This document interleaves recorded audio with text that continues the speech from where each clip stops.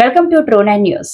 కడప జిల్లా Badvel revenue division పరిధిలో revenue శాఖలో పనిచేస్తున్న గ్రామ రెవెన్యూ సహాయకులు వీఆర్ఏలకు ప్రభుత్వం వీఆర్ఏల విద్యార్థులు మేరకు సీనియారిటీ ప్రకారం లిస్టు తయారు చేసి అటెండర్, వాచ్మెన్ పోస్టులు నియామకాలు చేయాలని AP VRA welfare and service association రాష్ట్ర ప్రధాన కార్యదర్శి కొమ్మది ఈశ్వరయ్య ప్రభుత్వాన్ని కోరారు.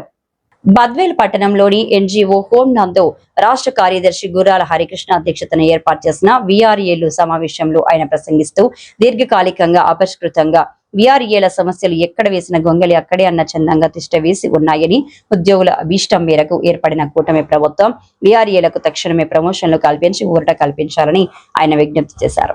ప్రభుత్వం యొక్క స్పందన కొరకు వీఆర్ఏలు ఎదురు చూస్తున్నారని, బద్వేల్ రెవెన్యూ డివిజన్ కేంద్రం నూతనంగా ఏర్పడడంతో పాటు డివిజన్లోని అన్ని తహసీల్దార్ కార్యాలయాలలో ఖాళీగా ఉన్న అటెండర్, వాచ్మెన్ పోస్టు నందు వీఆర్ఏలను నియమించాలని ప్రభుత్వాన్ని కోరారు. ఇందుకోసం త్వరలో అధికారులను స్వయంగా కలిసి వినతి పత్రాలు ఇవ్వాలని, ఈ బృహత్తరమైన కార్యక్రమంకు వీఆర్ఏలు సహకరించాలని విజ్ఞప్తి చేశారు.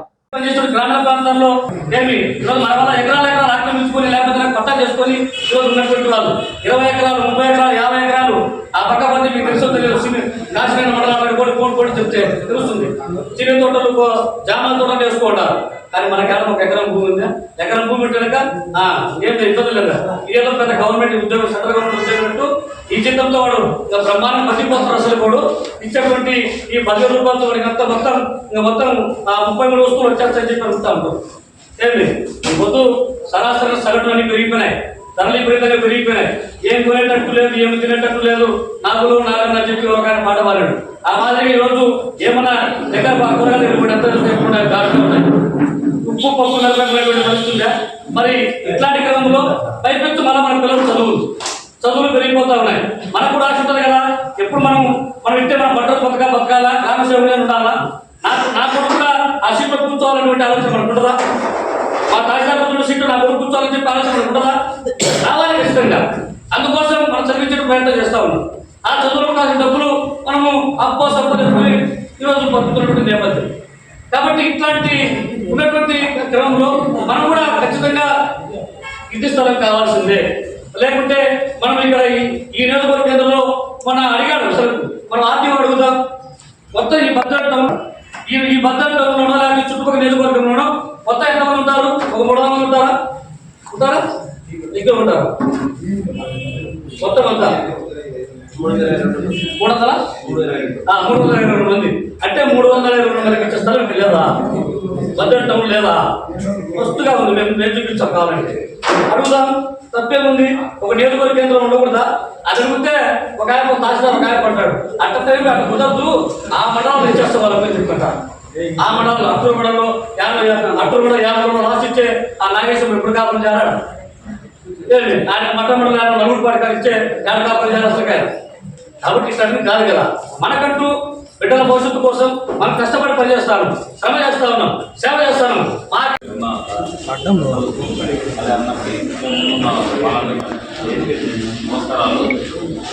ముఖ్యంగా మన వీఆర్ఏ సంస్థల పైన వ్యవస్థలో చాలా దీన పరిస్థితులు ఉన్నాం.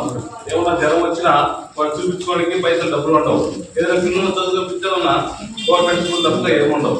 మనం హోదా పెరగాలి. హోదా పెరిగినప్పుడు 10 సమస్య మీద మనకు అవగాహన వచ్చినప్పుడు మిగతా ఆఫీసర్లు ఎట్లా ఉన్నారో మన పిల్లలు కూడా ఆ రీతికి మనం తీసుకోవాలి. ముందు పోవాలని ఒక ఆలోచన మనకు ఉంటుంది. ఆ రీతిగా ఒక ప్లాన్ చేసుకొని మన పరిస్థితుల్లో ఎవరైనా వీఆర్ఏ చనిపోయిననుకో వృద్ధాప్యంలో వాళ్ళకి ఏ రీతిగా మనం సాయం చేయాలి. గవర్నమెంట్ డబ్బులు కూడా మనకు సరిగా అందడం లేదు. గవర్నమెంట్ చనిపోయే కార్యక్రమానికి 25,000 ఎంత ఇస్తారు డబ్బులు. ఆ 25,000 కూడా సరిగా అందడం లేదు. ఎంతో కొంత అంత ఇచ్చేది ఏదో నామకాశ ఫోటోలు తీసుకునేది ఇల్లు పెట్టుకుని ఇల్లు ఓడిస్తారు.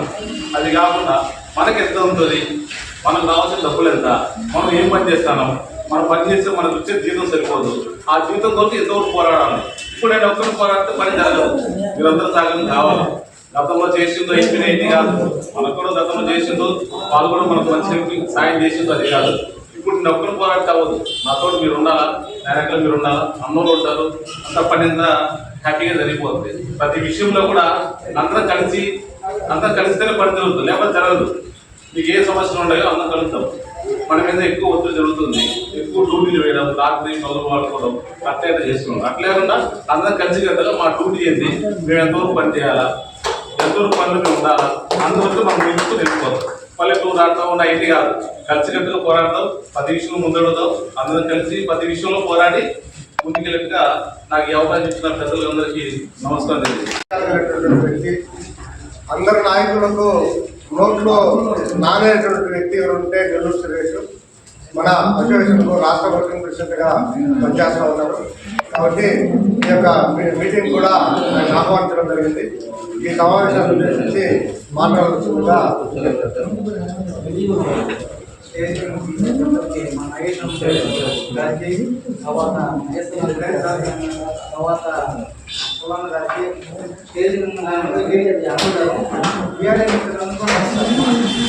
గతంలో 2015 మన జగన్ గారు ఇచ్చిన హామీలు ఒక్కరు కూడా మన టీఆర్ఎస్ అయితే ఒక్కరు కూడా నెరవేర్చాల.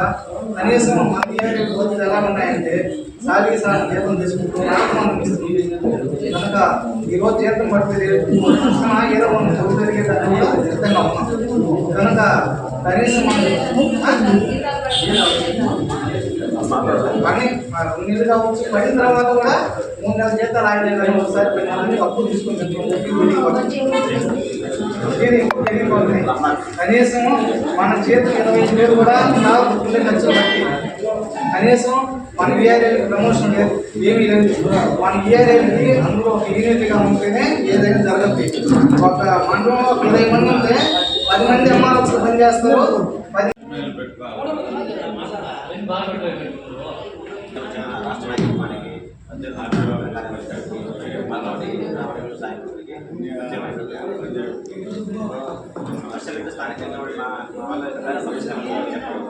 స్థానికంగా అయితే కొద్దిగా అనవసరాన్ని ఎక్కువ పనులు చెప్తాం, ఆ పనులు తగ్గించుకోవాలి. అందరూ కలిసి కట్టుగా పని చేసుకుంటే బాగుంది. సమస్య లేదు. ఇవాళ రాష్ట్ర వ్యాప్తంగా వీఆర్ఏలు ఎదుర్కొన్నటువంటి సమస్యల పరిష్కారం కొరకు భవిష్యత్ కార్యాచరణ రూపొందించడానికి బద్వేల్ పట్టణంలో వీఆర్ఏలతో సమావేశం నిర్వహించడం జరిగింది. వీఆర్ఏలు ఎదుర్కొన్నటువంటి ప్రధానమైన సమస్యలు తీసుకెళ్లి ఈరోజు బద్వేల్ పట్టణంలో వీఆర్ఏల సంఘానికి సంబంధించినటువంటి మండల నూతన కమిటీ ఎన్నుకోవడం జరిగింది. నూతనంగా ఎన్నికైనటువంటి కమిటీ సభ్యులకు ఏపీ వీఆర్ఏ సంఘం రాష్ట్ర సమితి వైపు నుంచి కూడా ప్రత్యేక ధన్యవాదాలు తెలియజేస్తున్నాము. మండల అధ్యక్షులుగా రాగేశ్వరయ్య, అలాగే మండల కార్యదర్శిగా వచ్చేసి మండల ఉపాధ్యక్షుడిగా చిట్టి నాగరాన్ని కూడా ఎన్నుకోవడం జరిగింది. వీరితో పాటుగా 15 మంది కమిటీ సభ్యులు ఎన్నుకున్నాము. వాళ్ళందరికీ కూడా రాష్ట్ర సమితి నుంచి ధన్యవాదాలు తెలియజేస్తాము. ప్రతిరోజు ప్రతిదినం కూడా ఫైట్ చేస్తామని, అట్లాగే వీఆర్ఎస్ క్యాలెస్ గత 9 సంవత్సరాల నుంచి మీటింగ్లో ఉన్నాయి.